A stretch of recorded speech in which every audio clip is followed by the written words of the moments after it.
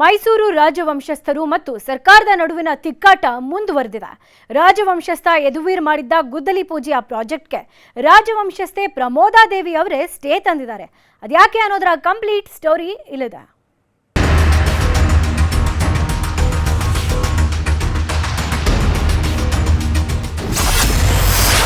ಯದುವೀರ್ ಚಾಲನೆ ನೀಡಿದ್ದ ಯುನಿಟಿ ಮಾಲ್ಗೆ ವಿಘ್ನ. ಮಾಲ್ ನಿರ್ಮಾಣ ಮಾಡದಂತೆ ಸ್ಟೇ ತಂದ ಪ್ರಮೋದಾದೇವಿ. ಮೈಸೂರು ರಾಜವಂಶಸ್ಥರು ಸರ್ಕಾರದ ನಡುವಿನ ತಿಕ್ಕಾಟ ಮುಂದುವರೆದಿದೆ.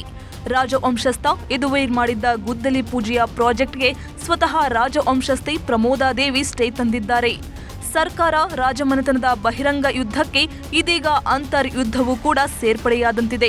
ಜುಲೈ 28ರಂದು ಸಂಸದ ಯದುವೀರ್ ಒಡೆಯರ್ ಅವರು ಈ ಸ್ಥಳಕ್ಕೆ ಭೇಟಿ ನೀಡಿ ಕೇಂದ್ರ ಸರ್ಕಾರದ ಮಹತ್ವಾಕಾಂಕ್ಷಿ ಯೋಜನೆಯಾದ ಮೇಕ್ ಇನ್ ಇಂಡಿಯಾ ಯೋಜನೆಯಲ್ಲಿ ಸುಮಾರು 193 ಕೋಟಿ ಅನುದಾನದಲ್ಲಿ ಇಲ್ಲಿ ಯುನಿಟಿ ಮಾಲನ್ನು ನಿರ್ಮಾಣ ಮಾಡಬೇಕು ಅಂತೇಳಿ ಸ್ಥಳ ಪರಿಶೀಲನೆಯನ್ನು ಸಹ ನಡೆಸಿದ್ರು.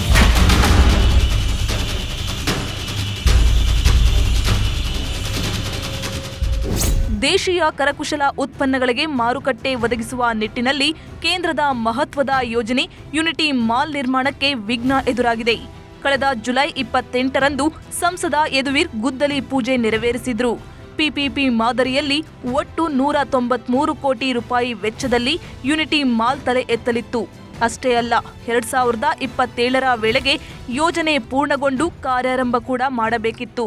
ಆದ್ರೀಗ ರಾಜವಂಶಸ್ಥೆ ಪ್ರಮೋದಾದೇವಿ ಒಡೆಯರ್ ಯುನಿಟಿ ಮಾಲ್ ನಿರ್ಮಾಣಕ್ಕೆ ಹೈಕೋರ್ಟ್ನಿಂದ ತಡೆಯಾಜ್ಞೆ ತಂದಿದ್ದಾರೆ. ಯಾವುದೇ ನಿರ್ಮಾಣ ಕಾರ್ಯ ನಡೆಸದಂತೆ ಹಾಗೂ ಯಥಾಸ್ಥಿತಿ ಕಾಯ್ದುಕೊಳ್ಳುವಂತೆ ಕೋರ್ಟ್ ಆದೇಶಿಸಿದೆ.